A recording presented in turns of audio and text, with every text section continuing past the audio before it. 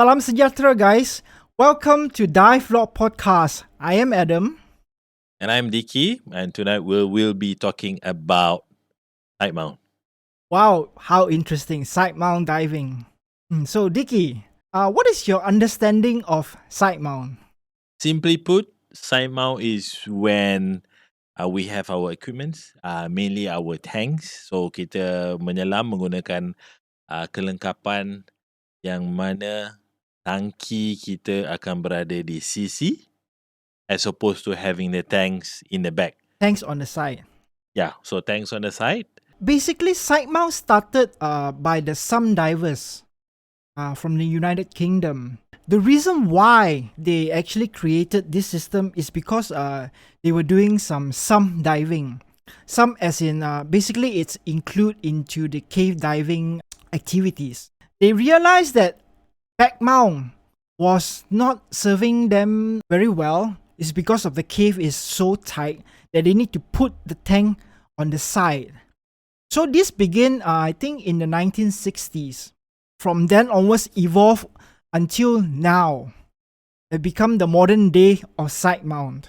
Before we have all these fancy BCDs that is in the market right now, with all the different manufacturers making side mount. Do you remember the days when it was all makeshift BCDs that they used for side mount?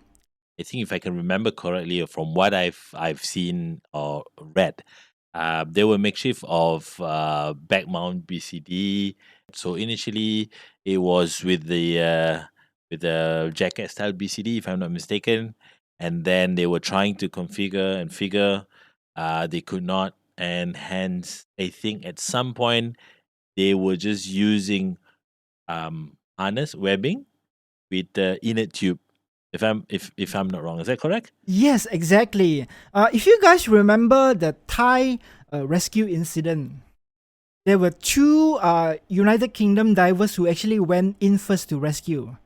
One of the rescuer, our instructor Klaus told us, he was actually diving with an inner tube, and he has an harness in order to clip the tanks. But his buoyancy device is actually a tire inner tube. Yeah. So pelampung yang Exactly. banyak. Exactly. Some of us bila kita pergi piknik tu kita pakai yang pelampung tayar tu. Yes, and dengar kabarnya dia guna banyak cable tie juga. Yes. Yes. Cable tie. So what are the benefits of that? So our instructor Klaus actually told us that makeshift stuff are actually as long as it's work, it's safe. Why not, right? True. There are actually advantages when it comes to it. For instance, you can actually fix your BCD on the spot. Exactly, with the patch kit and so on. With whatever, I mean, they made it themselves. Obviously, they know how to fix it, right? Yeah. It's like, imagine, I'm not saying the manufacturers are not good, but those manufactured BCDs, you probably need to buy replacement part if something is spoiled. The one that is made by themselves, they can just fix it themselves. Imagine you go to a dive, you are on a remote island, and your BCD just kaput like that. The inner bladder. Susah nak cari replacement part kan? So yeah, so those are the benefits. Nak dapat part susah, take few days of delivery and so on. So when you have this makeshift which you build yourself, yang you buat sendiri, it's more practical and convenient. This is what we are saying. Huh? But guys, do bear in mind that if you don't know what you are doing, do not attempt to do it. Safety first, yeah, guys. The people that we mentioned, they are the veterans. They are the pioneer of sidemount diving. So obviously, they themselves actually created the system. They know what they are doing. People like us, though we might have knowledge, but then again, it's safer to consult someone or to buy something that is really ready-made. Awareness is also very important. Of course. Huh? So let's talk about configuration, Dicky. What kind of configurations are there right now out there? If I'm correct, there are 3 different configuration that's available. And why these 3 different is maybe due to their location and the way they're diving, or the equipment they carry. For example, in cold water countries, correct me if I'm wrong, dia pakai tangki steel, besi lah, Besi, besi. yes. So steel tanks. So steel tanks characteristic is different. They have got a different Buoyancy requirement. attributes. Yeah. So and there were also people in tropical weather, I would say, like Florida in Asia and so on. Kita banyak pakai tangki aluminium. So aluminium has got again different buoyancy characteristics. So maybe you want to talk a little bit more about this configuration. What's the difference between the BCDs that they use for steel tanks and aluminium tanks? Okay, so why don't we start with the one that we are actually most familiar with, the types of diving, the types of side mount diving that we are doing here in tropical countries. Most of the time, you'll be seeing side mount divers around our region doing Florida style type of configuration. To begin with, we are using aluminium tanks. So aluminium tanks, the buoyancy actually changes. You start by the tanks by being negatively buoyant. So basically, the tanks will drop at the beginning at around 210 bar at its full. So when it reach around 170, 160 bar, it will start to become neutral, and of course, eventually it will become positively buoyant. So we need to compensate that. Sorry, the Mexican style. Did I say Florida just now? I begin with Florida. Never mind. The Mexican style is the one that we use most often. The Mexican style BCDs, they have their buoyancy compensator, usually located at the lower back of the torso. Mm-hmm. Yes, so it's at the lower back. And then the type of bungee that they use are usually the continuous bungee, which is the razors side mount divers usually use continuous bungees. Mm-hmm. There's one continuous line of bungee, and the other one is actually the loop bungee. Loop bungee is of course where you have a loop on your bungee and you use that to attach the neck of the tank To hold on to the to tank. hold on to the tank. Yep. And apart from that, the Mexican style employs use more than 2 D-rings on the waist belt.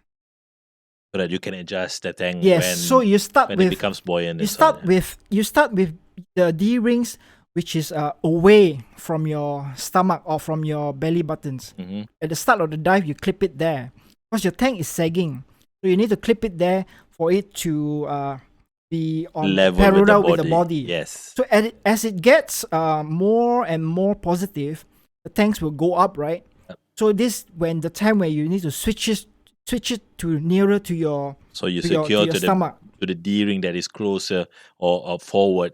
Exactly. Towards your Yes. belly, right? Yes, that's it. So more or less that it's pulling the tank down so that it's now again parallel to the side of the body. Yes, that is the Exactly, Mexican style.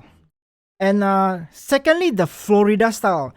Florida style is actually much simpler because they use steel tank. Steel tanks. Tank yang dibuat daripada besi. Besi. So regardless of the beginning of the dive atau sampai ke hujung dive, the tank is actually negative All the time. all the time Throughout the the whole dive. dives. You takkan alihkan D-ring Yes. sebab tak ada keperluan lah. So Yes. there's no need to shift the D-ring front or back because Langsung tak payah sebab dia punya position takkan berubah. Yeah. Tapi steel tank ni dia agak berat sikit compared to aluminium tank. So they have higher pressure. Yes. And hence more volume as well. Yes. If you compare the same size with the Yes. aluminium tanks, right? Yes. Yeah. A lot of the Florida style diver who are using steel tank, they started using ring bungee. Ring bungee is actually created by Lemar Hires, which is the owner of Dive Right. Yes, exactly. So you will see a lot of the side mount created or manufactured by Dive Right using ring bungee. It used like a hard steel connection. So instead of the whole bungee, which is the bungee, which is rubber and strings, It has got elasticity. Yes. So with the steel, so Even there's a lot of steel, play there, even the right? steel one it has elasticity. But then again, on the shoulder D ring, it's connected with a steel O ring and bolt snap. So in a way, it has like a physical hard connection. Yep. So no matter, even if your bungee breaks, it will still It be will stay connected to there. It your will stay on shoulder your D shoulder rings. D-rings. Yes. Yes. Of course, all the bungees and all the types of bungees have their own advantage and disadvantage. Continuous bungee is simple, easy. Loop bungee is a bit hard for you. It's a bit harder to attach the tank to. It holds the tank tighter to your body, nearer, closer to your body. Some divers prefer it. Yes, I dive a loop bungee. I prefer loop bungee. So I can keep the tank actually right parallel to my body. And of course, the ring bungee, I just mentioned the pros of it. Not a lot of people use it, but mostly for steel tanks divers. So in side mount diving, other than the tanks, obviously you will need the BCD, right? So you talk about the BCD, talk about the D rings, and then now comes maybe safety item, the helmet. In our first podcast, I did talk about my experience not having helmet and so on. But yeah, so helmet is one of those accessories that is I would say Associated with side mount. mainly or majority of the side mount divers will always have these helmets must or the preferably to be something that is not made of foam because then it has buoyancy. To have just cuba bayangkan you ada something yang you ikat kat kepala and then that helmet has got buoyancy so it's always pulling up your chin so dia tak berapa selesa lah. So other than that would be pouches, cutting tools. Salmon divers mainly put their pouches in the back, right? So just below the waistline. It's hanging in the back on the D rings. Some of you may think that, oh, why is it in the back? Is it easy to, retrieve? With practice, it's not that difficult. Okay. Yeah. Yeah, usually the weight pouch, we only put backup stuff inside. So things like we know that most probably we will not be using during the dives. Like your spare mask, for instance. We will put it inside. Maybe your slates. Like things that we actually need to use, like when we are cave diving, when we know that we are doing a jump and we need to use a reel and of course a spool. We will not put it inside the pouch. But when you actually want to take out stuff from that pouch, it's not as easy as it is. Because one thing is behind your back, you have to unclip both of it. You have to take everything out, and putting it back is another skill on its own because you can't see it. So you have to practice, you have to train it, and you have to do it by touch most of the time. Whoever that's born in the 1980s, 1990s, maybe can remember this craze about having fanny pack, where you have this small little bag in front of you. Some people put in the bag, so all sort of stuff in there, right? I think it's still popular now. It a lot of the youngsters are doing, but instead of putting it here, they're putting it on the shoulder nowadays. Sling on. Yeah. So if you have too many things in that particular bag, how are you going to retrieve them? When it comes to the time that you need to manage your time as well because you're diving bottom time and so forth. You might lose item as well if it's too many and it's not properly secured in the bag.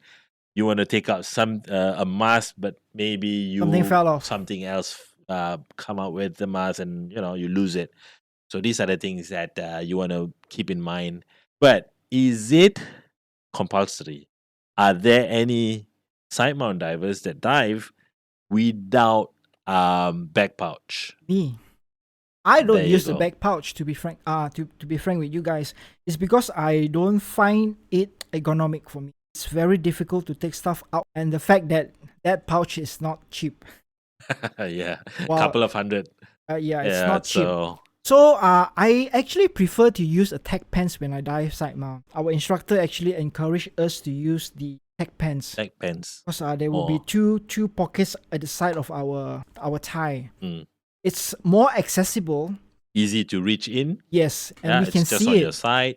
And we You can can just see it. peek and have a look at it. The pouch will be actually between your tanks and your thigh. Try wearing your tech pants terbalik. So the idea of doing that is so that the pouch, well, coincidentally, I'm wearing a cargo pants. Yes. So as you can see, I have this side pocket, right? So almost Yeah, to the front. similar to the tech pants that we're talking about. Yes. So if you have this pouch closer to the back, that will help you to reach onto the pocket and Exactly. items easier because the tank is Exactly. going to be slightly forward in front Yeah. of the pocket, right? So this is a Yeah. tip for you guys. Instead of using a back pouch, you can actually use the tech pants. Tech pants can actually carry more stuff than a pouch. Or you have two you have two pockets as opposed Yes, to one instead of pouch one. in the back, right? Yeah, and it's more So you easy have accessible. left and right, and you can also differentiate what you have in Your each left pocket. and what's on your right. So management. And it's not dangling. Yeah. Another thing that you actually should bring when you're doing side mount is have spare double enders. In case your tank rigging breaks or your bungee breaks, for God knows what reason, you can use your double ender to secure the tanks. And in Whatever order to reason. know how many or how many extra do you want to bring with you and so on and so forth, yes, there is a guideline. When you plan the dive, you know what you need. You will just bring according to what you feel that is I needed. usually just bring one. Yeah. Having too many can be a clutter. Oh, yes. Speaking of that, one of the benefits of side mount is streamline. Streamline, exactly. Trim. In order to do that, you do not simply hang stuff around your body. There are designated place for you to hang your stuff. Namely, we use a lot of our D-rings at our back. The front D-rings that we have are mainly, I would like to stress, are mainly for the tank's configuration only. Yeah. We don't hang stuff at the front. At most, our shoulder D-rings, we put our torch there. I clip it in a way where my torch will actually shine in front instead of below. The idea of it is when you need to use both hands, you will still have the light pointing forward to show you where to go. Yes. Yeah? So yes. Put your stuff away when you're diving side mount. Would you prefer the standalone ones, or would you prefer a canister light? So I've experienced diving with both. Personally, I like the standalone. The only thing about it is that sometimes, if you buy too big of a light, it can be strenuous a little bit because of the battery. It can weigh you down. Yeah, weight of the battery, right? Whereas the canister, because you are only holding onto a small torch with your hand, and the battery pack is connected to the torch via a line, and you can put the battery pack in the back, similar to how you will mount the back pouch. Maybe in the past, the canister light is mainly for deep exploration where you need long burn time. But now with the development of with technologies on, batteries can really last very long. Hence, it's all in one go. Yes. Just on your hand, on your wrist. If you use standalone, it's more prone to dropping because so there's you no have to be connection. careful. Yeah. So you need to be careful. Well, there's pros and cons, right? Using a canister light will requires extra steps when you're doing procedures, because you have another extra hose with you coming across you. Right? Yes, or you have to make sure that the canister cable does not tangle up with your, let's say, your second stage hose. So you need to want to make sure that the long hose is free so that it can reach out to your buddy here who is in need, right? Okay. Is it necessary to be bringing big 5-inch knives, or? I think those 5-inch knives, those big knives like the Rambo type of knives, it's not really that practical anymore. I understand why the old school people do it, because that's the only knives that is available to them during that time. Nowadays, this day and age, we have so many types of knives out there.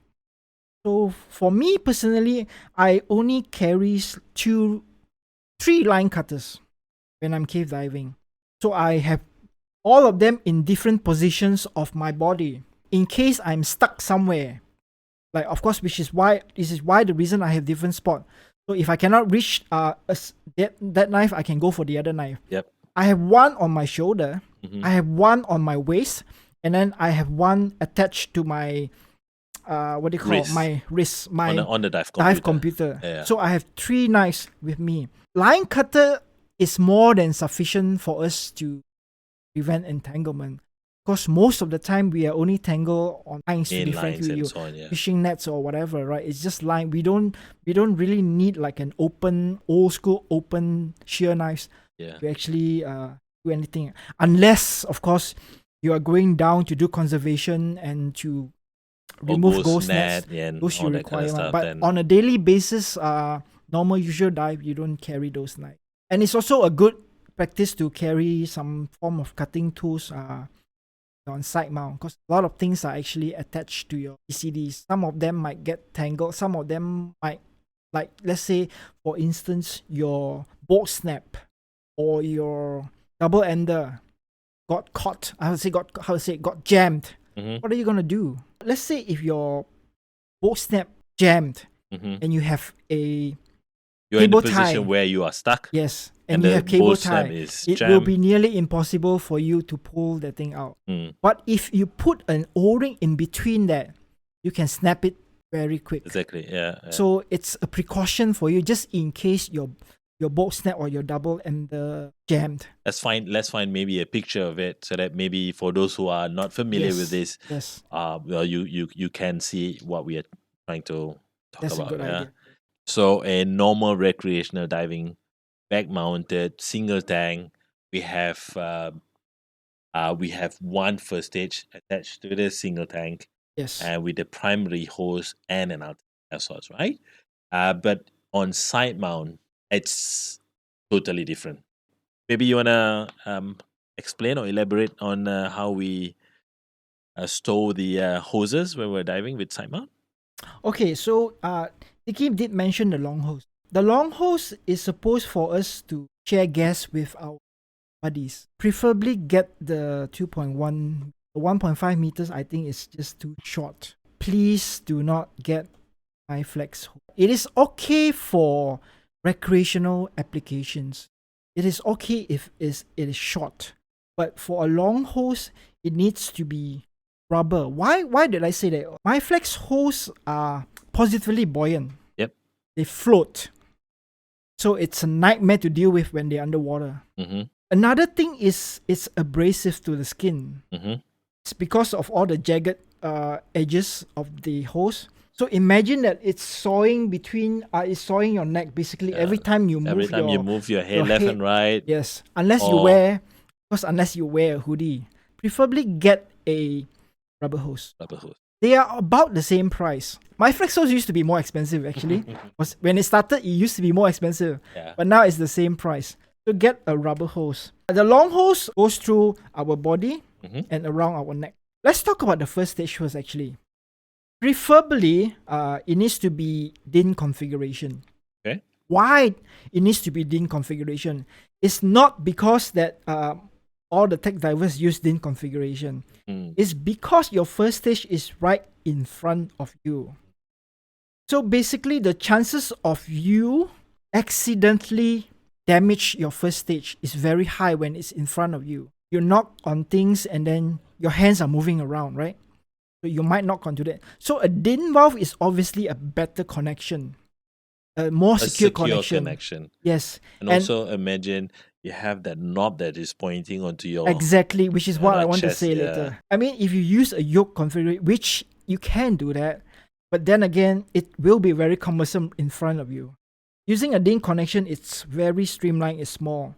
That is the main purpose of side mount. So DIN configuration. And of course, your first stage needs to have a turret. What is a turret? It's a outlet on the first stage where you can swivel the pot around. What have you got to say with SPG that are a tiny little SPG, the button SPG? Have you seen that being widely used, and would you use that? I've seen a lot of instructors using that in the early 2000s, but I think it's phasing out. Not a lot of people using it anymore. I saw a lot of instructors doing it, and I thought it was cool. I mean, as long as you can see it, it gets the job done. I wouldn't actually recommend it because It's to tiny begin with. little thing. It's too small, and I think it's quite fragile. Most of the time when we are in the water, we need things to be convenient to us. We are in a foreign environment, Hmm. so we need to have as much comfort as possible Yep. in order to be safe now. If you have a small SPG, it will probably take you a little bit longer. In my opinion, it might discouraging you from checking your SPG, True.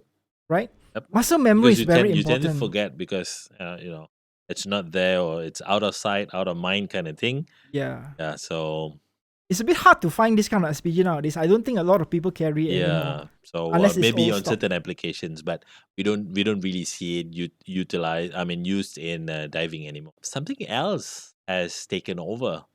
I see a lot of Timeout divers now, or divers that dive without any SPG, but with the transmitter. Mm. And all this information about the gas is right in front of you, on your wrist, on the dive computer. That's what you prefer, and if that's what you're comfortable with, I think that would be fine. There are two sides of this. People are still arguing about this.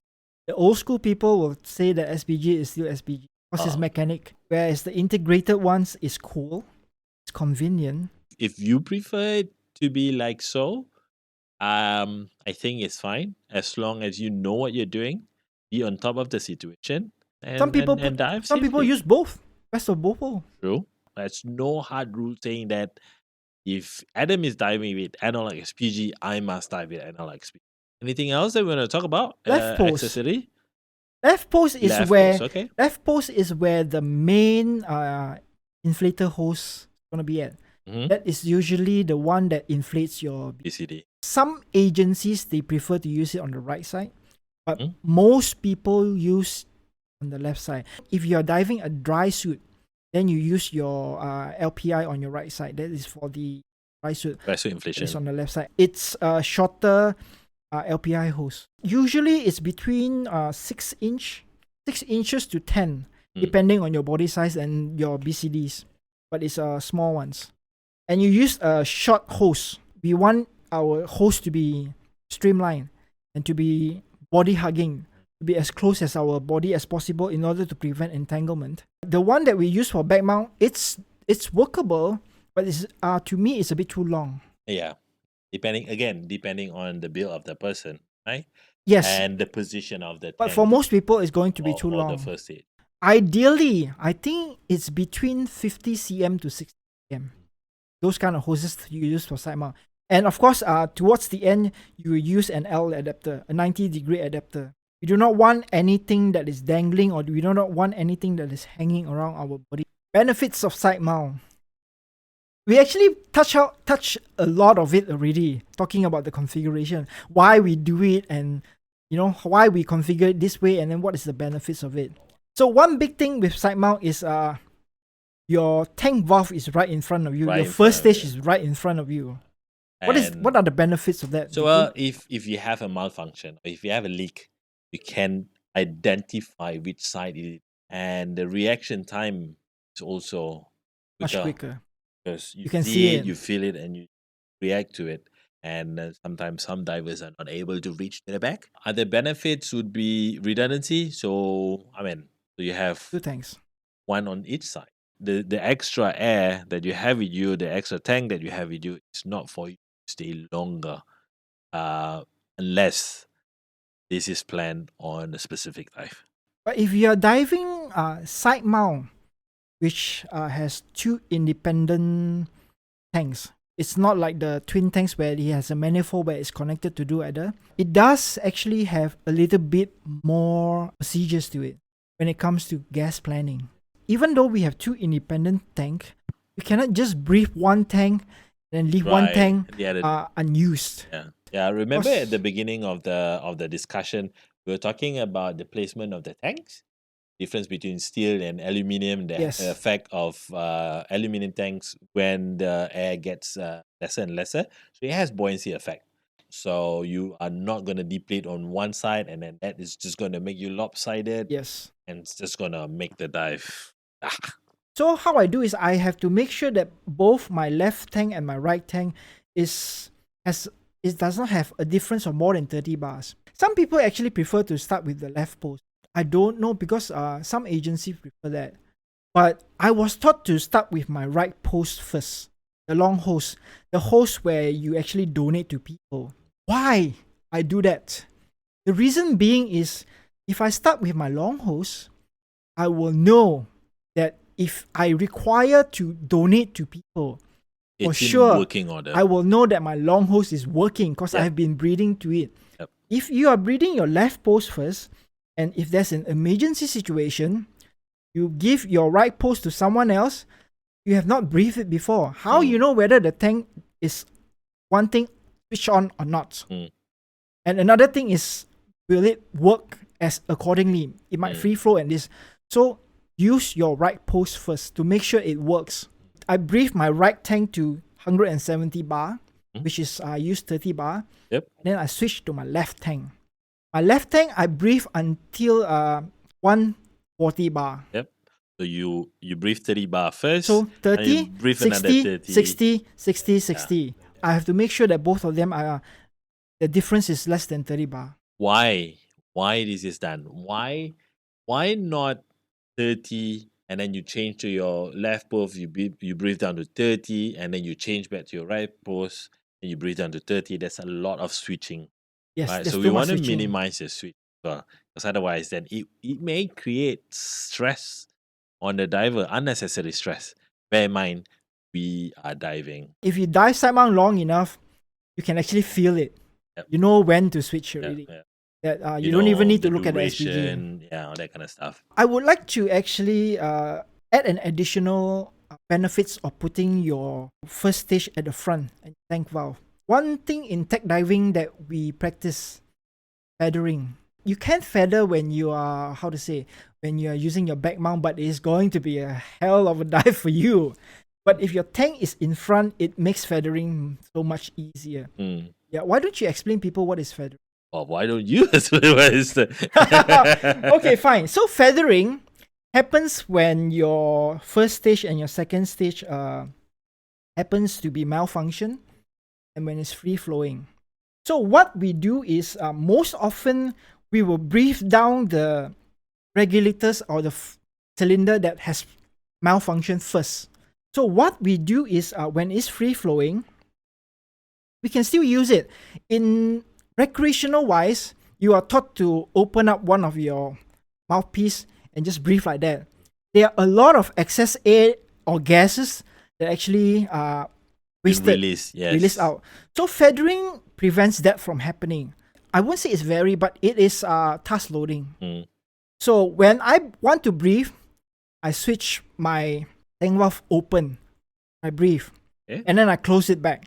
As you can tell from now, I have to repeat this process every time I breathe. So it's open, close, open, close, open, close.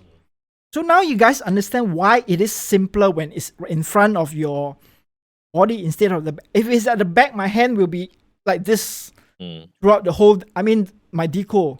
I will be like, and I'm at a risk of getting DCS because of my hand being like that, being stretched out. Yep. So the chances of DCS is there. But if it's right in front of me, I can see the valve and I can access it easier. So feathering is going to be much easier when you're in a side mount configuration. Yep. Access to cylinder valve, access to your first stage, redundancy. Of course, we have 2 tanks or more. And then that is if you're doing tech dive and deep dives and you have all these stages and so on. Of course, so you have and more tanks. streamline. Side mount is more streamlined because your tanks is at the side, so your profile is lower. Apart from going through restriction, you actually swim more efficient because your tank is high under your shoe, so there's less surface area for the water. Less drag. Yes. Yep. Exactly. As opposed less having drag. in the back, it's shutting out. So you use less air. Also, with you have more air, you have more gas, use less of it. I agree totally. What else, Dicky? Logistically, it's much easier. Side mount, they are both independent system. You can dive side mount in practically most dive shops. However, just to be aware that you want to look out for left and right post. Preferably, of course. So, but if it's not possible, it is not the end of the day, you can still dive side mount. Transport wise, it's also easier. Oh. So instead of carrying 2 tanks at once, you can carry one at a time. So it's going to be lighter. So you're not always carrying a tank, a full set of equipment on your back. Easier And on the back. you just, Easier on bring the it back with as well. you. Yeah, I agree with that. So, application. Well, I mean, side mount is started on cave diving. Obviously, it's for cave divers. You can dive in back mount twins when you're doing cave diving. If the caves has got big openings. Yes, if you have watched our first episode on our second day, you will not be able to dive on our second day if you are doing back mount. You limit the caves that you can dive if you are doing back mount. So side mount, as you were saying, is because it's more streamlined. There are also divers that's diving side mount in open water environment. Oh yeah, very much so. It's getting very popular. It is. A lot of our colleagues, a lot of our friends, our students, they are all diving side mount in open water. Do you want to say anything about diving side mount in open water? Of course. Frankly speaking, the divers in our region, most of us will be diving in open water environment, mainly at the sea. One thing about side mount is it's just cool, right? I mean, you are a bit different from the usual diver, but it is not as easy to be diving side mount in the ocean in comparing to back mount. One thing is because it takes a bit of time for you to set up. I am the kind of person who usually be the first one to jump from the boat. I will have to need assistance, the boat crew to hand me my tanks, me to clip it on. I prefer not to jump into the water together with the tanks. I mean, you can do that. You can. There are people who does that. Yes. But I prefer to do it, jump down first, and then having someone pass me down the tank.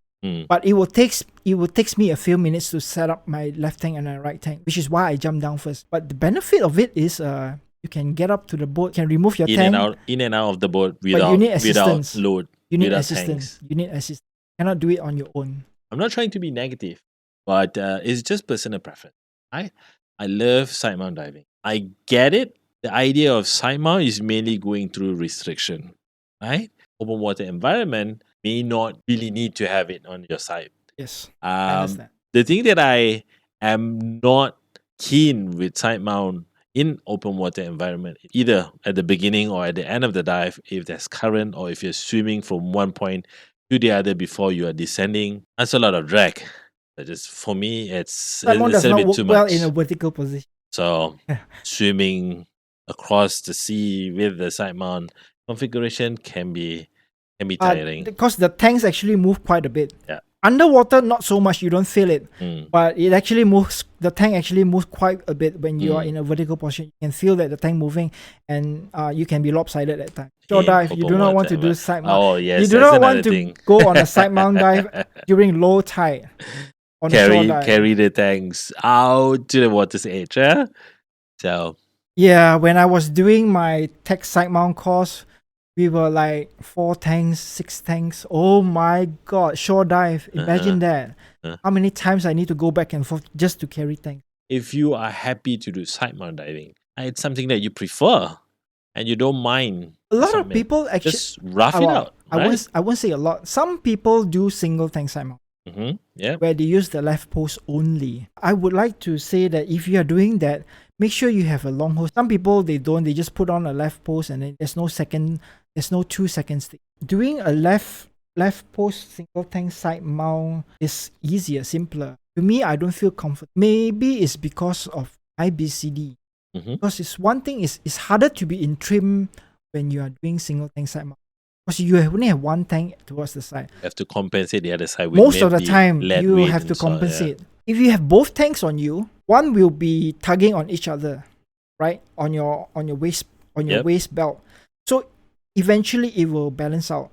So it's nice. But if you are using one tank, my BCD tends to, if I don't cinch it well, it won't be in trim. The tank will be pulling me towards the left side, and the belt will be going towards the left side, and I have the right tank to compensate for that.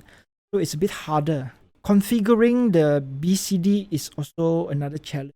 It's not like you just buy it out of the box. You have to need to configure to spend your at least half a day figuring it.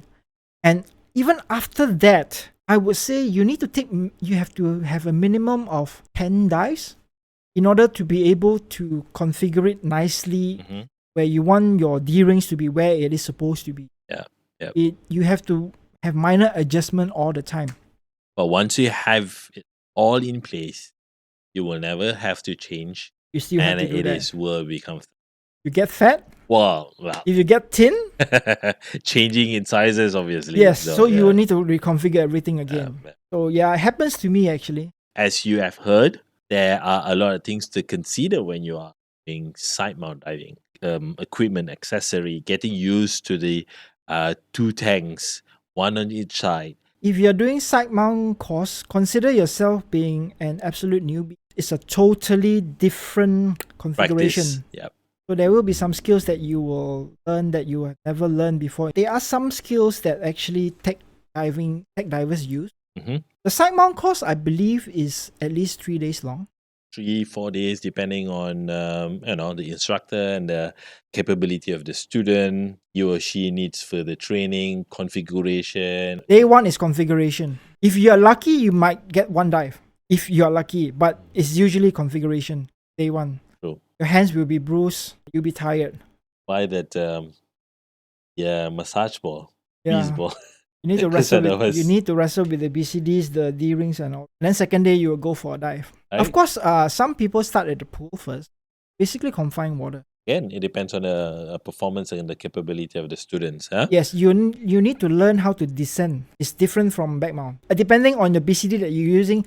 But it's usually head down position in an horizontally position. It's quite unlikely that you're gonna descend like you are doing it. Head up, feet down, descend. Yeah. No. Some of the skills that you will learn when you are doing your side mount courses is, of course, you need to know how to configure your gear, how to don the tanks when you're on the surface. If the condition is bad, oh my god. Preferably, you want to have something to stand on when you're setting up your gear on the surface. It will make things a lot easier. Because you have control of your movement. If you are in an open water environment, if you are doing a fun dive on the boat, that is likely not going to happen. You need to tread water, and of course you need to float while you are donning. For me, it's easier when you're standing. So you need to learn how to clip your tanks to the side. There are steps that you need to take first. It's not like you can don your right tank first or your left tank first. Usually, we will don our left tank first. Yep. It's because that's where our inflator hose is at. So it's always the left tank first. Yep. And then the right tank. Make sure that the long hose is free. Yes. Not underneath the inflator hose. Under the water, you also need to learn how to manage the tank. Which, if you are still a recreational diver doing side mount course for the first time, I bet that you have not managed a tank when you're underwater. Basically, you need to remove your tank from your BCD and clip it somewhere, and then you put it back.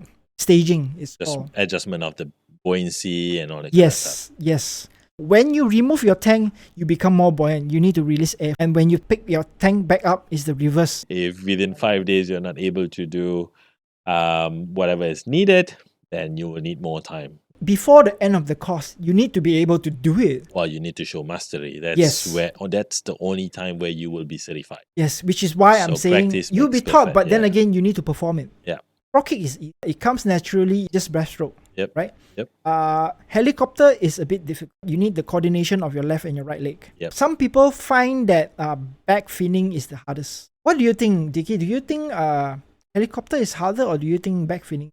I would say back finning requires a little bit more of fine tuning. Helicopter kick, in my opinion, is pretty simple. To me, I see it differently. Okay. So it's easy to perform a helicopter maneuver. If you think about it, right, you actually need back finning in order to do a proper helicopter.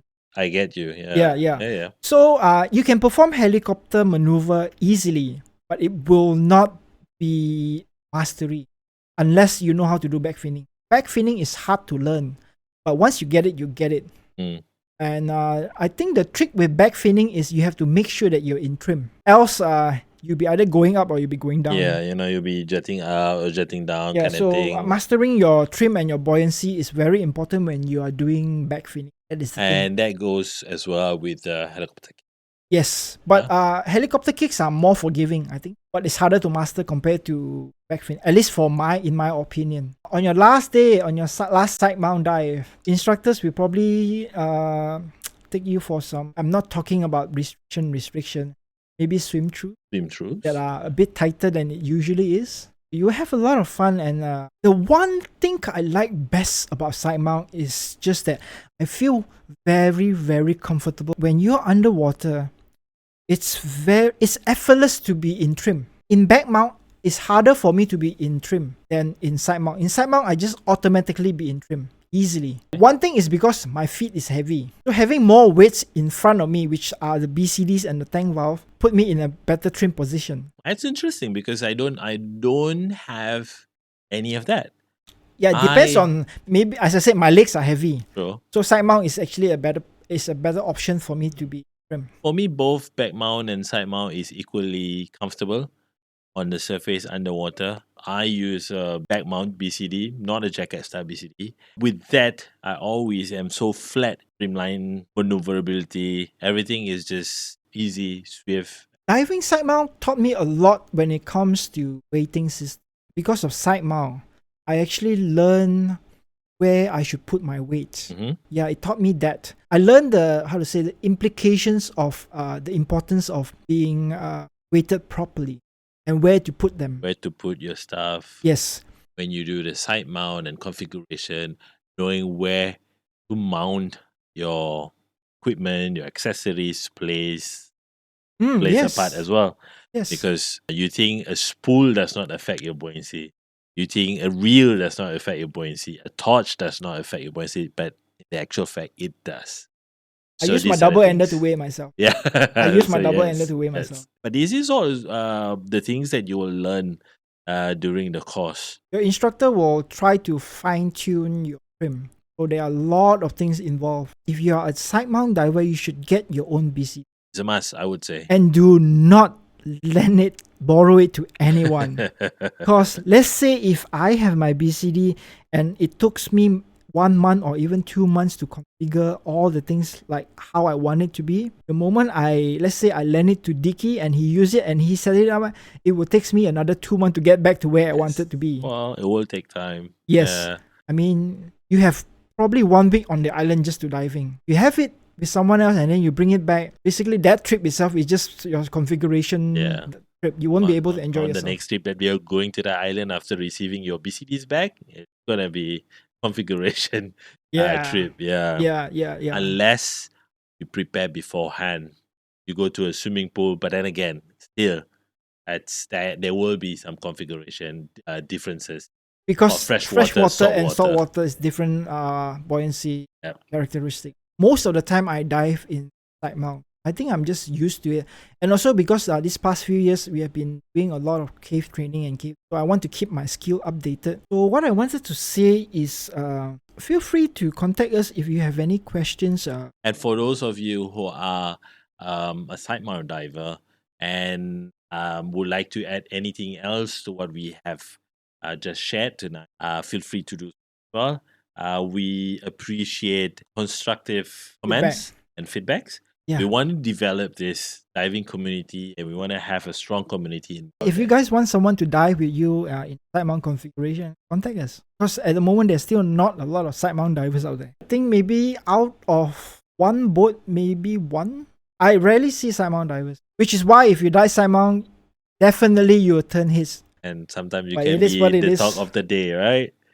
People will start to, Well, I hope I encourage people to dive in side mount. Oh, yes. Yeah. We've seen a lot of people who are really excited and keen and intrigued by just looking at how we set up our side mount configuration. It's something that starts a conversation. Side mount is always the talking point. I think it's because, as I say, it's getting popular, but not a lot of people are doing it. Lately, a lot of people are doing side mount. Last season, I think a lot more people are signing up for side mount. I would also like to take this opportunity, create a poll, maybe something just to see what are the numbers of Sidemount divers here in Malaysia. For those of you who are Sidemount divers certified, at some point maybe please to send us an email, and we just want to get to know you to start with this Sidemount community in Malaysia. Let's do a side mount trip. Whole boat of people are just side mount divers. That would be cool. That would be cool. So maybe we can post that one up. Hopefully, the side mount divers out there are keen to come to meet with the rest of us side mount divers. We also welcome divers who are not side mount divers to be a part of us. The more the merrier, and it's also hopefully a learning process for everybody. You and me both. So I think that's it for episode 2, Dicky. Yes. So that is something that we hope will benefit each and every one of you. We hope that the information that we provide is of use. If we said something that is wrong, Incorrect? yeah, please do correct us. Yep. We are always here eager to learn. We are by no means expert. No. We are still learning. And here at this podcast, me and Adam, we're just merely sharing our experiences and, Yes. shall we say our byes to them? Yeah, thank you so much. Thank you so much for listening to us. Both guys here talking about scuba diving. And we hope to see you on our next podcast. And we appreciate if you keep listening to us and support us. Thank you so much. Thank you so much. And till we meet again. See you in episode 3. Goodbye, guys. Bye.